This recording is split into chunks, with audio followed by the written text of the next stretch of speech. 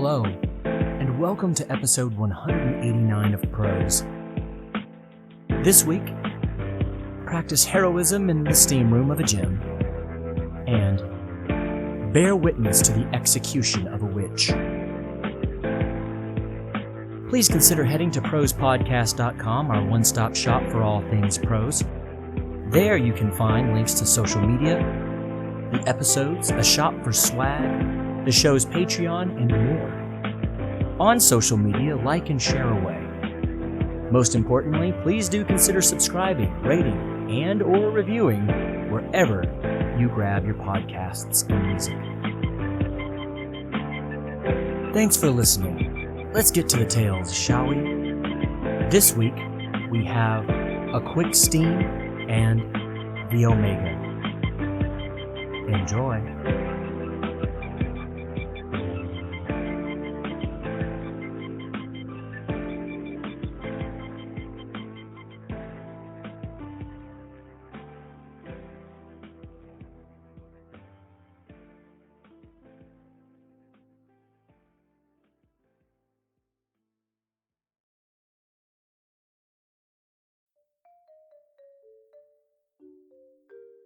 A Quick Steam, an original short story by Jared I. McGee.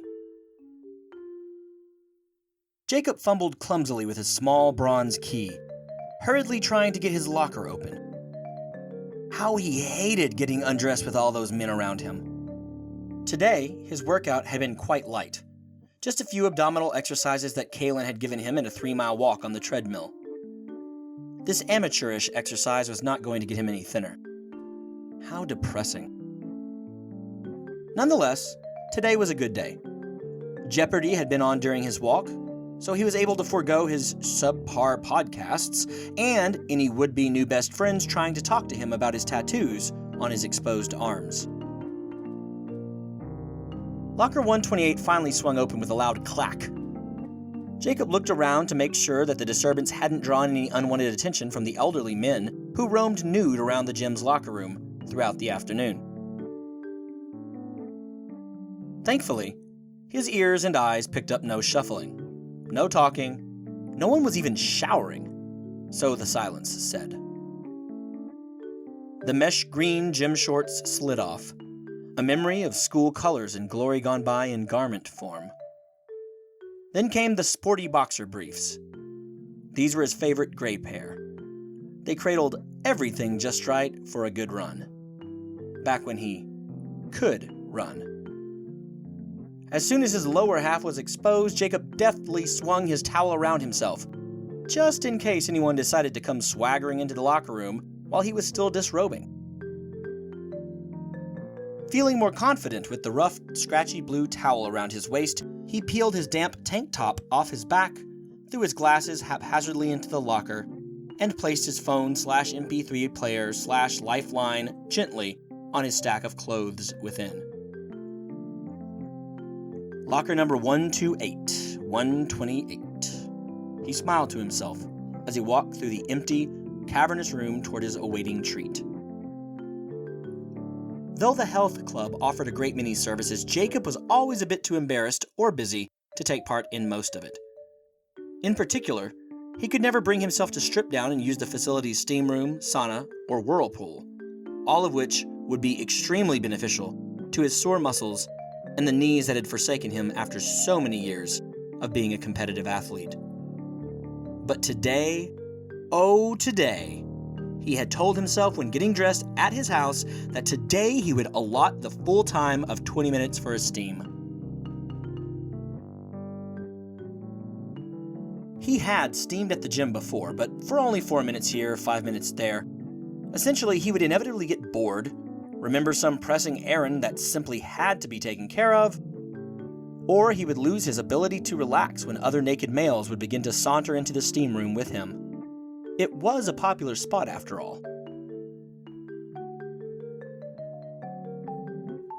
Today, none of those problems would arise though. He had already resolved himself to stay the full time suggested by the peeling instructions on the wall outside the steam room. There was literally nothing for him to do, his job being on hold until the fall, and there wasn't a soul around to come and try to make chummy nude conversation with him. this would be the perfect day for a steam.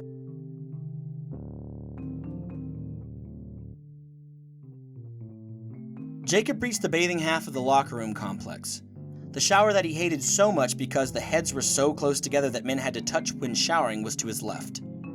The whirlpool, that always had an infestation of geriatric war veterans who were far too confident in their aging bodies, was directly in front of him. The sink alcove where all the businessmen made themselves look good for their secretaries was to his right. And there in the corner, just beyond those adulterer-aiding sinks and mirrors, was the steam room and sauna room. They were basically one unit working off the same heat, but they were most assuredly separate. The dry heat of the sauna had always made Jacob nauseous, but the wet heat of the steam room transported him back to many an adventure, whether it be trekking through the rainforests of New Zealand or busting his hump during football practice amidst the Arkansan August heat and humidity back in his high school years. He couldn't help but smile. Steam billowed out of the room when he opened the door. No one else was on the benches. He hastily closed the door so as not to lose more steam, and he unceremoniously stripped his towel from around his waist. He was free! In here, there were no prying eyes. In here, his ever-softening and widening body was sleek and covered in only dim light. In here, his failures in life took pause to allow him to silence those nagging voices in the perpetual chorus of, "You're wasting your life, you're wasting your life," and hear naught but his own heartbeat, breathing, and blood flowing through his veins, only accompanied by the hissing of the steam from time to time. Then, without warning, Jacob began to feel ill at ease. The walls began to sing eerie songs to him. His imagination began to wander, as it often did. Most people credit strange feelings with premonitions to the last horror film they watched or maybe the meatloaf from last night's dinner. Jacob, however, had always felt he had a way of feeling when situations were off. Pop! Chick, chick, chick, pop! The hair on the back of Jacob's neck stood on end. The silence had been shattered for an instant, but the harsh sounds he heard carried from the main corridors of the health club sounded aggressive, mean, deadly. The hiss of the steam continued on, keeping the room dim and hazy. Jacob had always heard that fear often took one's breath. This was not the case for him. His quick, heavy breathing was pulling in far too much of the thick, wet air at an alarming rate, making him retch. Thank God for being unable to eat before a good workout. Jacob may not be the most rough and tumble guy, but he knew gunshots when he heard them. Every fiber of him shouted out that running was his only option. After all, he was stuck in a 5x5 room with nothing but a small towel to hide behind. 4 more pops brought more dire thoughts. People were dying. They had to be, right? The gym was overflowing with residents of the small town hoping to better themselves for God knows how many reasons. How many times had he hoped for a moment to be extraordinary? How many times had he imagined himself a hero, yet here he sat, naked, sweaty, and so very afraid. He began to go through different scenarios in his head, in hopes that those fictitious mental feats of heroism would inspire him to move past this temporary paralysis. He could exit the steam room this way. He could disarm a foe with a towel that way. His nudity would distract, somehow. Pop! Chick, chick, chick, pop!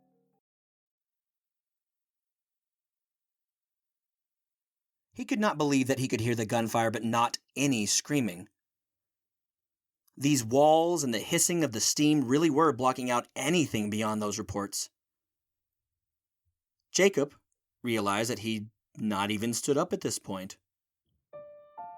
Jacob realized that he would not stand up. Period. Here, in this room, he would wait out this maelstrom, allow this slaughter to continue while he rested in veritable anonymity and safety, as he always had, as he always did, as he always would. And he would finish his quick steam.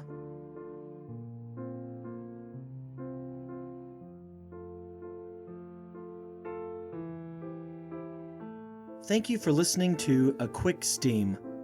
The backing tracks enhancing this story were both taken from the Free Music Archive. The first track is by Blue Dot Sessions and is called Chopin Mazurka Opus 50 No. 3 and comes from the album The Mazurka. It is being used under a Creative Commons Attribution Non-Commercial 4.0 International License. The second track is by Josh Woodward and is called Worlds Fall Apart, instrumental version, and comes from his album Addressed to the Stars. It is being used under a Creative Commons Attribution 4.0 International License. Thank you to Free Music Archive and these two fantastic artists for sharing these pieces with the world. Please stay tuned for our next story, The Omega.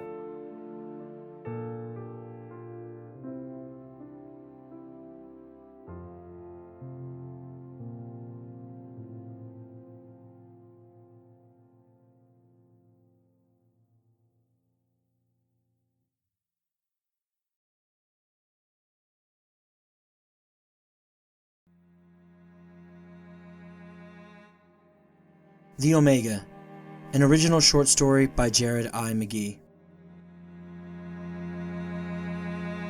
So very many people long to be the alpha and or the omega at something. Anything in life. To be the first or be the last of something is considered a surefire means of being remembered in this rather fickle, short-memoried world of ours. Certainly, Ruthie thought she might be remembered someday. She had dreamt of being whisked away by a prince, or a fanciful elven king, or some like when she was a wee girl. No one ever meant to grow old simply tending cattle in a small patch of muddy, rocky ground near where they grow up. It's just not what one aims for. At least, not in Ruthie's mind it wasn't. Even her name changed as those dreams of royalty and adventure melted away from her. Ruthie became Ruth. Youthful beauty and vivaciousness became cracked skin, wrinkles, and a general tiredness from which she knew there was no recovery. This new woman, Ruth, did take some solace in her loving husband. She'd met John as Ruthie, but he'd never wavered in his love for her as she transitioned into Ruth.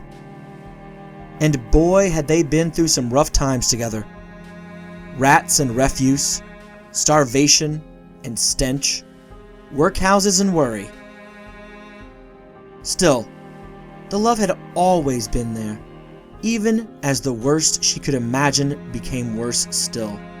John had been by her, of her, with her. He was her everything and she his. They were all the other had, and they both praised God that they were blessed in that way, at least.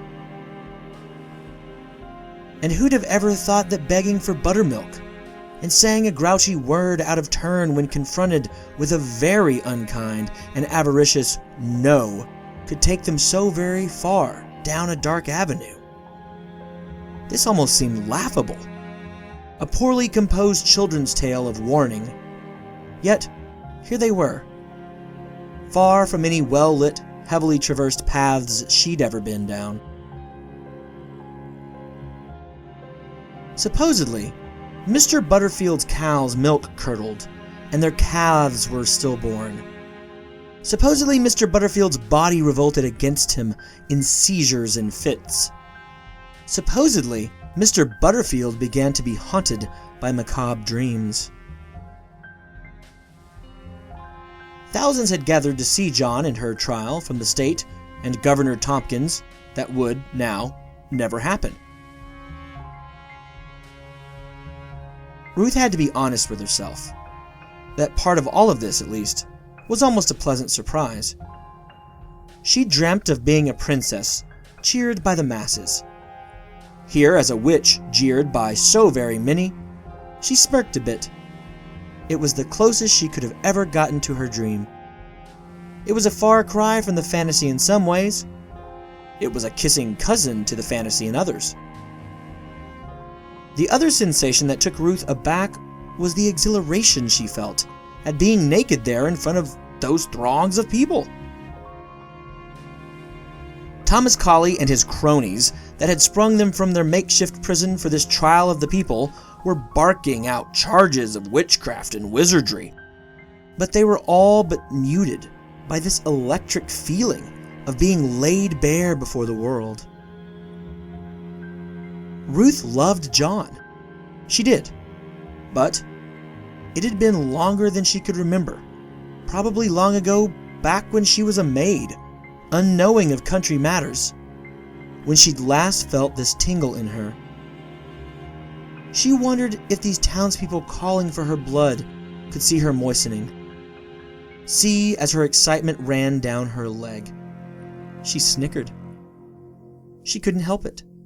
Those horrendous people probably thought she was peeing herself out of fright. No, she was getting what was building into a sexual release. Again, what an odd way to end this journey. Colley made the usual preparations. They were fresh in everyone's minds, despite the crown outlawing the trial of witches. Her thumbs and fingers and toes were tied together, crossed in such a way as to not allow them to cast any spells.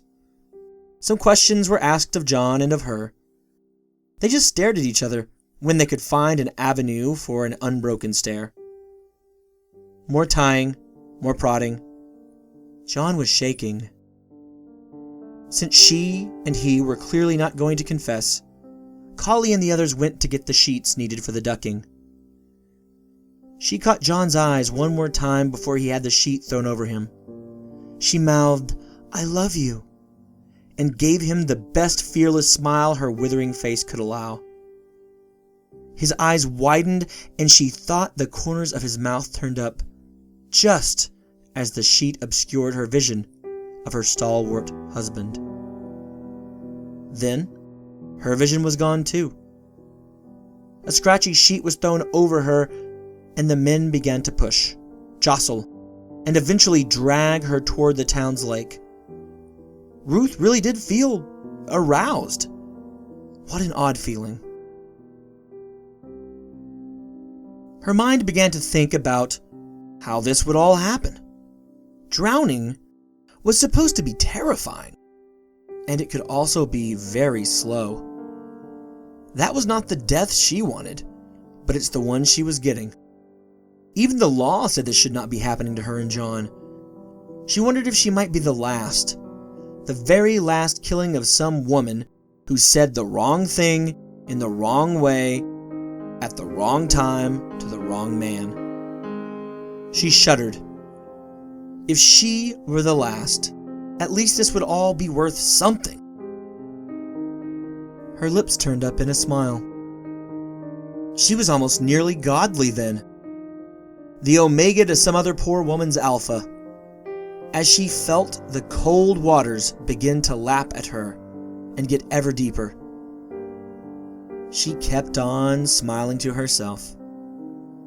She would die beside the man she loved and that loved her in return, dripping with excitement for the first time since youth, and resolved that maybe, just maybe, this would be important.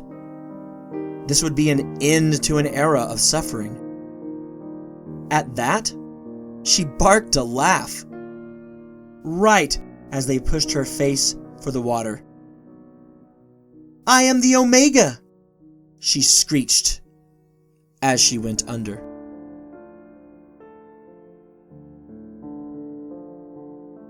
Note: this short story was written with Ruth Osborne in mind. She is, according to many historians, arguably the last woman executed for witchcraft in England, in a great spectacle of a killing in 1751. Go look it up. It is one amazing, true story. Thank you for listening to The Omega. The tracks behind this short story were taken from the Free Music Archive. The first track is Nothing, bonus track, by Kai Engel from the album Chapter 1/Cold. The second track is Snowdrop by Kevin MacLeod from his album Classical Sampler. The tracks are being used under Creative Attribution 4.0 International and Attribution 3.0 Unported licenses respectively. I cannot thank the artists enough, or Free Music Archive enough, for providing such wonderful music to the masses for free. That does it for this week's episode of Prose. As always, I hope that you've enjoyed the tales. Also, at the risk of repeating it too often, I cannot adequately express just how thankful I am for you going on these journeys with me. I look forward to them every week, and I pray you do as well. So until next time, love those around you, tell them that you do, and embrace this life as it is always stranger than fiction.